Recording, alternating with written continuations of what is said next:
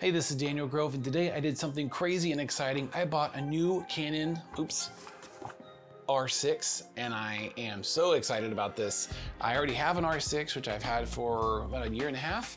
One of the first to buy it in San Antonio, as far as I was able to track, and I absolutely love it. It's a great camera, it does everything I need and more, and I needed another one. The real reason, not because the camera is great, but also because my main camera broke. The hot shoe mount on top just snapped right off. It was getting loose and loose. I don't know how or what happened. I dropped it only like light drops twice without anything on the hot shoe. I don't use heavy flashes on my hot shoe. I don't know what happened, but it broke. And I said, you know what? This is my excuse to buy another one. It could have gotten repaired, sure, but that would have cost a few $100, and I would have been without my camera for probably 3 weeks, and I just couldn't have that. So hey, this is my chance finally to jump on board to the dual camera shooters, and here I am with one of the cool kids. So I'm gonna make you endure a cringy box opening video because I don't like those. Why do we like to watch people open stuff that we either can't afford or will never buy? I don't know. It's definitely something psychological there. So I'll make it quick, maybe have a few little things to say about the stuff inside, and then we will get to the meat of this video where I'm gonna show you all my custom settings, my menus, all my little tweaks and settings that help me get the job done quick as possible and make the camera an efficient and powerful tool. So here we go. We got the instruction manual that no one will ever read. That's why we have YouTube. That's why you're here. Who needs an instruction manual when you have my channel, right? Here is the camera battery charger. Here is the overpriced Canon battery. I think these are like 60 bucks each. It's ridiculous.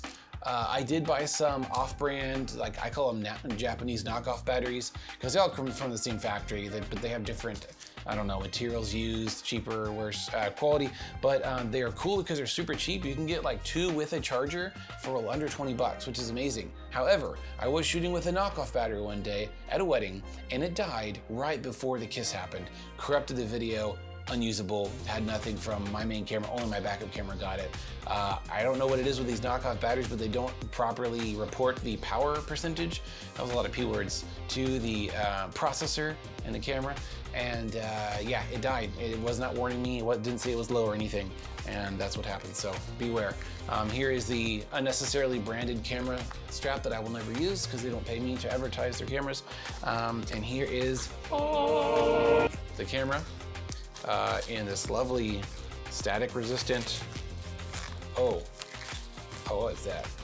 Squeaky, very squeaky wrapping. There's one thing I cannot stand in life, and it is squeaky styrofoam noises. Freaking hate it. I hate styrofoam because of the noises that it makes. Oh man. Oh, I'm not kidding. That literally like hurts me to just, oh my Lord. The things I do for you people. That was, I'm gonna have to recover from that one. That was a lot. Whoo, it's all worth it because I get to feel this beautiful finish. I love the R6 finish. It's kind of dry and dusty and grippy and just feels great. Really like the texture. The smell, let's see the new camera smell check. You know, if I didn't have allergies and the stuff that knows, I could totally tell you what it smelled like, but I can't smell anything right now, so sorry, no new camera smell today. Yep, awesome, stiff screen. I love this, can't wait to use it. Well, enough of this. Let's get to the bulk of this video where I'm gonna show you all my custom settings, and I'm gonna do my best to go screen by screen and set up the whole gosh darn camera. If you don't have an R6, if you have an R5, R3, 10, 7, maybe the 1 will come out one day, this video should be about 80 to 99% great for you if you don't have this camera, because the Rs are very similar, the menus are very similar, the features are similar. There's only a few things that maybe this has that say the R10 won't have, you know, things like that. So let's get into the camera setup. All right, so let's turn the camera on for the first time and let's see what it shows us. All right, we got to set our date and time, and it is September 30th. The time is 10 in the morning. This is something that I will make sure to synchronize my cameras later. If I do a shoot with both cameras, it is crucial that I have the time synchronized with each other. I'm going to turn daylight savings on. Pretty cool if they have that. And my time zone, you know, I don't even really care. As long as the clock is right, I'm not going to mess with it. So let's press OK. All right, now we're going to go through each of these menu pages and set up all the stuff. I have meticulously taken cell phone pictures of every screen and subscreen on my phone. So that's gonna kind of help me hopefully stay on track and get everything set to how my original is, which is the one I'm using that's recording this. So first screen is camera 1. We're going to set our image type to RAW. I don't use JPEG. For about 99% of my work, I don't. So I'm gonna leave that at RAW and leave my cropping ratio at full. Next page, no changes there. Next page, I'm going to leave my white balance at auto, which by the way is really good on Canon. I'm really impressed by how good that is. Keep our color space at sRGB. I'm gonna go to neutral because I want as little changes made to my images. And actually, I think that only applies to JPEGs now that I think of it. Next page, no changes there. Next page, I'm gonna leave this off and focus bracketing disabled, not using that. Next page, interval, nothing changed here, although I am going to add the shutter mode option to my menu. And I actually am gonna change this to mechanical. But I'm going to add that to my menu later so that I can switch between electronic, which is totally silent, but the flash doesn't work, and mechanical, which flash does work, and it makes a little bit of noise. Next page. All right, I'm going to leave my image stabilization mode as on, digital as off, and go back. Touch shutter, I don't like this. I don't like touching my screen and taking pictures. That messes me up. So I'm going to keep that as off. Go to image review and I'm going to leave that at 2 seconds because I like to see pictures after I take them. Leave that there, leave that on. Although if I am shooting with flash in a dark area, I've been told to disable this so that I can actually see what's going on. And shooting info display. So this is where you can turn on and off all the different things when you're actually shooting, right? This is your shooting info display, as it says. So screen info settings, we have a bunch of check marks here. So I can turn off these different layers. So when you're shooting, you can actually press the info button and filter through these 5 different displays. So this first one, we can turn them on and off if we don't want them. So I do want this first one. The second one has a little bit more stuff displayed. Third one has a histogram, I don't care about that. Number 4 is just the picture, so I'll keep that. And then 5 is all the settings in one place. I honestly never use that screen personally. You may love it, so turn that on if you like it, but I'm gonna leave it off. And let me see if I want 1 or 2. I think I'll keep 2. So 2 has pretty much everything displayed and 3 has nothing. So I like that, that's nice and clean. Let's click OK. Go down to Viewfinder Info Toggle Settings. I don't use my Viewfinder. I'm a screen guy, I have glasses, so it causes issues. And I've just gotten used to using my screen. Grid display, if you like rule of thirds being overlaid on your images, turn that on. I am going to turn that on. I may turn it off later, but for now I'll leave that on. All right, so that's good. Let's press menu to go back and next screen, or next page rather. Viewfinder display format, like I said, I don't use a viewfinder. There's a little bit of a crop there so you don't lose any pixels. Doesn't affect me. Info display, I'll keep that how it is. All right, last page of the camera tab, my movie recording quality. So by default, I usually shoot at 60 frames on HD. So I'm gonna leave that. Now this is referring to when I'm in photo shooting mode, right? Any of the photo modes, manual, aperture priority, shutter priority, program, FV, and auto. When you hit record up here on the top, it's gonna make a video file, but you can choose what format it is right here. You can shoot 4K or normal HD. I'm gonna leave it at 60 frames a second HD. When I'm purposely shooting video, I do switch to movie mode because I have some more options there. But just in case I accidentally hit record, it'll at least be in 60 frames a second. So I'm gonna leave that there. Go down to our sound recording, leave that as auto. ISO speed settings, you can set a max. So I'm gonna put my max, I've never gone over 6400, so I'm gonna set that as a max of 6400. And let's go on to the next page, which is the autofocus settings. There's a lot of them here.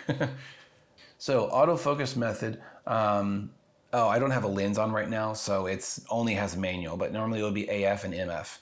For some reason, it lets you switch inside the camera. I don't know why, but I don't have a lens on right now. So I'm gonna leave this also as face tracking or eye tracking. Subject is people. eye detection on, continuous focus. Sometimes I turn this on if my subject is moving a lot and I'm actually shooting them actively. But that will use that battery and it will continue to focus. If you point your camera at the ground, it'll try to focus on the ground because continuous is on. But I'm gonna leave this disabled for now, but I may add this to my menu later so I can more easily access it and turn it on or off.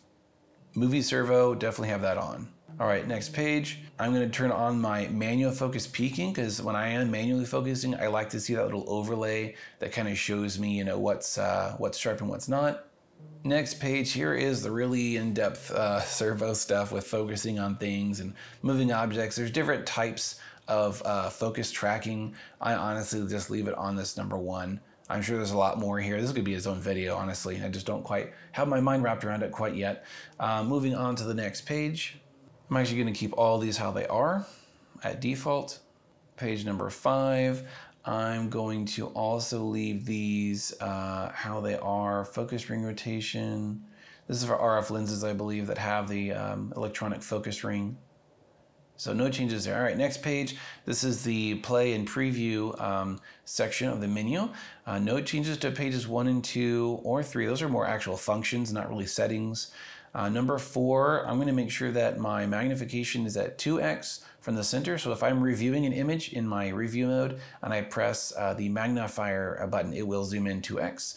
And then my image jumps. So when I'm reviewing my images, if I use my trigger wheel on the front of my camera, it'll jump in tens, which allows me to scan through photos quicker. You can go by specific numbers, which is interesting. You can go by date, which is really great. So you can jump to the previous shoot. I think I have to use that in the past. If you actually make folders, which you can do with your camera, it'll jump through each folder. Movies only, stills only, lots of cool options here. So I'm gonna leave this, I'm gonna leave this at 10s, just so I can jump through by 10s, but I may actually move this to date so that I can more easily go through all the shoots on my camera. So leave that there. We can switch the polarity or the direction of the trigger wheel. I'm not gonna do that. And your rate button function, we can change this to 3 different features. I'm gonna leave it as rating. So you can actually rate your raw images by using your rate button over here on the top left, and that will transfer over into Lightroom, which is really cool. Save you a little bit of time. If you're bored at a wedding, just go through your photos and start rating them. Start calling already. Playback information, let's see, what do I wanna see? There's 10 different things here to display on our playback.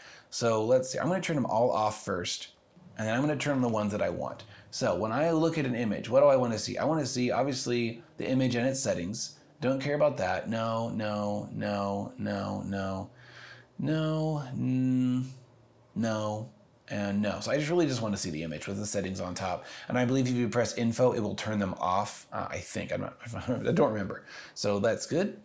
Keep these as off. Playback grid. No, I don't really want a grid if I'm looking at my images that I've already taken. It's too late to compose them then. Okay, next section is all the Wi-Fi stuff. I'm going to give my camera a legitimate name. My other one is R6 Grove. I'm going to make this R6 Grove B. Thank goodness for touch screens when it comes to this kind of stuff, right? There we go. I didn't want to say R6 II because who knows, there might be a version 2 in the future and I don't want to get confusing. Has OK has been selected? Yes. All right, so R6 Grove B, that's this camera's name if it's on Wi-Fi, which I pretty much ever use. Next is your wrench or spanner for my European friends. This screen will decide where the files go on the 2 different card slots because the R6 has 2 SD card slots, which is really awesome. We can do auto switch, record separately, or record to multiple. So let's actually do that. I'm gonna put video to record to multiple. If I ever have 2 cards in, it's because I want redundancy and safety of double recording. So there we go. And not separate, record to multiple. That's good. File numbering, I'm just gonna leave that there. File name, I'm going to customize this to, how do I customize it? Change user setting, yeah. I'm gonna make this DGP for Daniel Grove Photography. And put an underscore there, okay? So we're gonna, now we have to select which one we wanna use, which is weird. So DGP underscore, great. Menu. Format card, we're definitely going to add that to our My menu later. Auto rotate, leave all that stuff on there. Time zone, this is where you would synchronize your clock with your other camera or other photographers. Next page, obviously English, NTSC. If you're in America, make sure you're using NTSC. If you're accidentally on PAL, like in Asia or Europe, I think it is, then you actually can't shoot at 100 frames, 120 frames a second. It'll be 100, which is really weird. So NTSC for me, beep is off. I don't want any beeping. I don't want any noises. Let's just disable. And there we go. Next screen. Screen says Viewfinder Display. I'm going to do screen only. You can do auto switching, which I think is if you put your eye up to it, there's a little sensor. See that? Boop, boop. It actually switches to the viewfinder. And it still does it. Let's do, how do we turn that off? Viewfinder. Oh, oh shoot. I just switched to viewfinder. I got to fix that. Oh my gosh, this is not calibrated for my glasses. There we go. This is so funny and embarrassing. There we go. Wow, that hurt my neck. Okay, now we know what that does. Don't turn on viewfinder if you don't intend on picking up your camera. Next is your brightness, which you want to match with your monitor so that you're getting a better, impression of what the exposure is really going to look like on your screen at home when you edit. Leave all this stuff alone. Next page, no changes there. Next page, down here on the 5th page of your wrench is your firmware setting. So I need to make sure this is up to date. I think my main camera actually is out of date. So I need to update the firmware from Canon's website. Next is all the functions, all the real detailed stuff, which is great. This is where we get to customize the buttons and the dials, which I absolutely love on the Canon R6. So let's go through that. Okay, here is one of my favorite parts of the menu, which is the customizable controls. When I opened my first R6, I did not realize there was a dial on top, a vertical dial, which is kind of like the old film, film wind wheels on the film cameras. But I love it because now I have ISO, aperture, and shutter.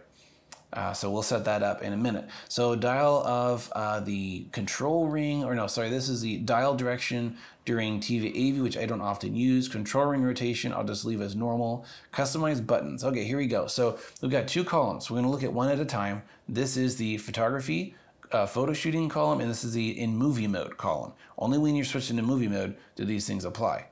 So I'm in manual right now, which is of course photo shooting mode. So the front button, what do I want it to do? I want it to meter and take the pictures. Or actually this says metering and AF start. So button half press. When you half press the trigger button, it's gonna do what? Meter and autofocus start. Okay, if I hit record, it's gonna record movie. Okay, so this AF on, which is, it's labeled AF on right here by the dial. When I press and hold this, it's actually gonna do, I'm gonna use this one, the asterisk, AF off, and it says AE lock, which is auto exposure, and AF autofocus stop.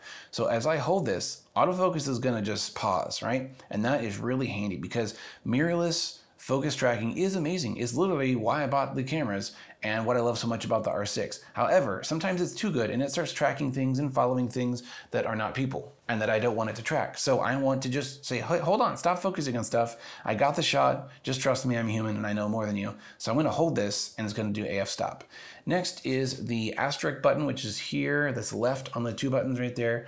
I want that to switch to eyeball focus. So let's find the eye AF, there we go. If I just push this, it'll just switch back into eye tracking mode because sometimes I use other modes and this is the little shortcut push to get into eye tracking mode once again. Okay, the point selection button, I use that one for the drive mode personally. That way I can tell it to shoot in burst or single, and where is that guy? There it is. Drive mode, okay? So I can do burst or single. The depth of field preview button is on the front. It's actually probably one of the least known features of cameras. There is a button down here which you can assign to a variety of things. I honestly never use it because I probably forget about it, but I'm just gonna do, I'll do this one, set point to center. In case I push it, it's gonna reset my point in the middle. Next is the lens AF off. I don't have this. This is only on RF lenses, I believe. I don't have any of them yet. The M function, the mini function or multi-function button, I'm just gonna leave that as what it already is. It kind of brings up its own sub-menu, but I don't use it. set, I definitely want my to be set to my menu, my autofocus point in the center. So it resets your tracking point if you're using those to the middle of your view. Multifunction controller is disabled during shooting mode. It doesn't do anything. However, when you're in movie mode, you can use it to move your tracking point around, which we'll get to next. So now we're in the right column, which is in movie mode.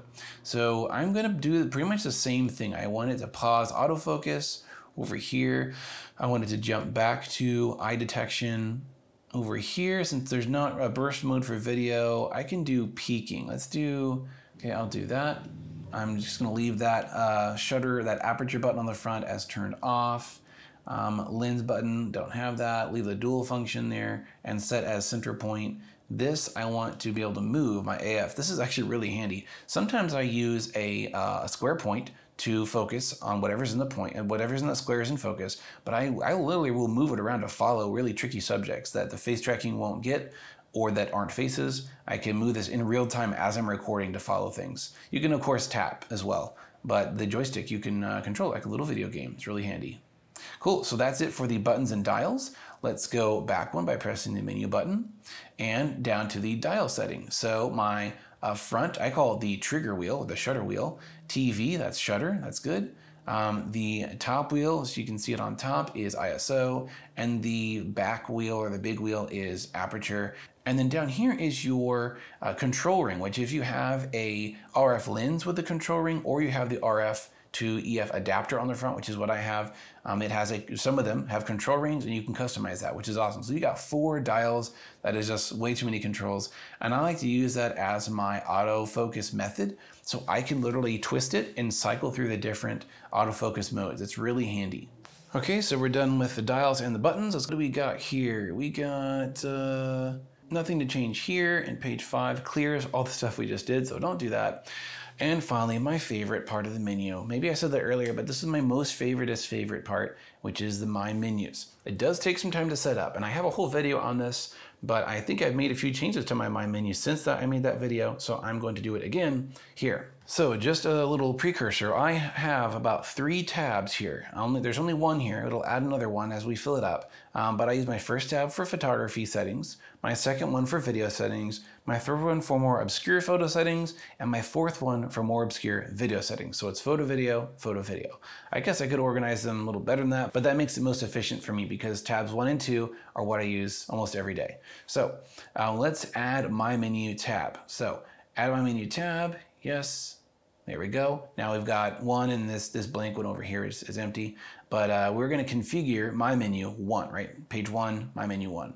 So the first thing I'm going to do is I'm going to select an item to register. You can, let's say you have that already filled out, you can do sort and you can move these up or down. You can delete the one you have selected. You can delete all of them on the whole tab, delete the whole tab, or rename the tab. I'd actually have never renamed my tabs, I don't think. So I'm going to do select item to register. So this will scroll through. See how little this scroll bar is? This is every function in your camera that Canon gives us access to. I'm sure there's some in there that aren't accessible, but most of them are all here. So we're gonna go through this and set up the most popular settings for photo. So the first one is image quality. If I do want to change to JPEG, it's right there on top. So now if I press back and back, here's my tab 1. I only have really one function. This configure is just a function to let you add stuff to the menu. But so far I only have one function added, which is image quality. So let's continue on with slot number 2, select item to register, and I'm going to have my image stabilization settings here. Now we just gotta scroll through and find it. This is the part I don't like about doing this. There it is. Image stabilization, yes. Okay, let's go back. Here we go. Slot number 3, select item to register, and with my current setup, I have erase images here. Erase images is a really handy way to not format your card, but erase a range or specific images to free up some space on your camera card. There it is. It's about halfway down. Erase images. Very handy. Okay, now I think I can continue to register things and it'll start populating my slots. I don't have to go back every time. So let's try that out. I just added erase images. Next, I'm going to add format card, which should be around here somewhere. Oh, maybe I skipped it. There it is, about 3/4 of the way down. Add that. Let's go back and see if I'm correct. Is it registering more items? Yeah, so erase images is there. Oops, I don't actually do it. Format card, we got 2 more slots. So register item. And my last 2 slots are gonna have shutter mode. So this allows us to go between mechanical or electronic. There it is. And I'm gonna add exposure simulation on that last slot. There we go. So let's go back. Our tab should be totally full now. My menu 1 has, there we go, image quality, IS, erase, format, shutter mode, exposure simulation. I don't think we can add anything right here. It may actually scroll, I don't know, but I'm gonna keep it simple so I don't have to scroll. I don't wanna be scrolling all day long. So that's good for photography purposes. My second tab, I'm gonna add a My Menu tab, say yes. And now we've got tab number 2, or My Menu 2. And this is gonna be for my video stuff. So select item to register. This will go a little bit quicker than the first one did. First is movie record quality. There it is. That quickly allows me to set my frame rate and resolution for my video recordings while in movie mode. Next, I'm gonna add my sound recording right there so I can adjust the volume. Next, I'm gonna find my zebra settings, which allows you to, there it is, zebra settings, cool. Zebra striping shows you what's in focus and what's not. So if you're manually focusing, it'll show these stripes, what's sharp and what's not. Next is image stabilization, which I think is farther up here, if I'm not wrong. There it is, because sometimes I want to turn that off when I'm shooting in video. And let's see how many slots we have left. Okay, we got 2 more slots. I definitely want my Canon log settings here, so I can set my C-Log 3 and turn that on for when I'm shooting more complicated scenes. And then one more setting. I'm going to do movie servo autofocus, so I think that allows me to enable or disable that. Let's go see what that looks like. Here's my menu 2. If I click on it, yeah, I can enable or disable it. Great. Okay, so now page number 3 is going to be my more detailed, more weird photo settings here for things like HDR. So let's go add a My Menu 3. And the first one's going to be multiple exposure.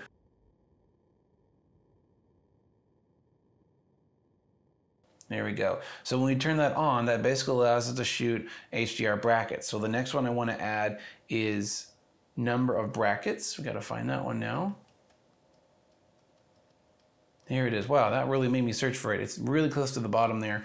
Number of bracketed shots. So you can shoot 3, 5, or 7 images of different exposures when you're in multi-exposure mode. You can later put those into an HDR program, including Photoshop or Lightroom, and make an HDR exposure out of that. Okay, I might also want to put my Wi-Fi or Bluetooth settings on the screen so I can get to that in case I want it and need to get to it quicker. Wi-Fi or Bluetooth connection is just below the midway point.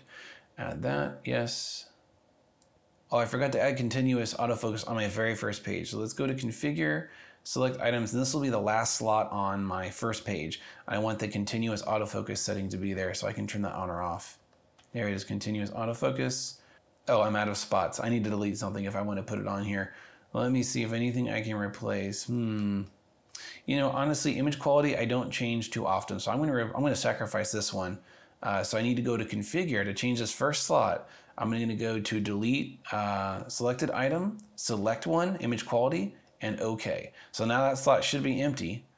And let's go back. Let's go back. So it's just bumped everything up. So let's add one.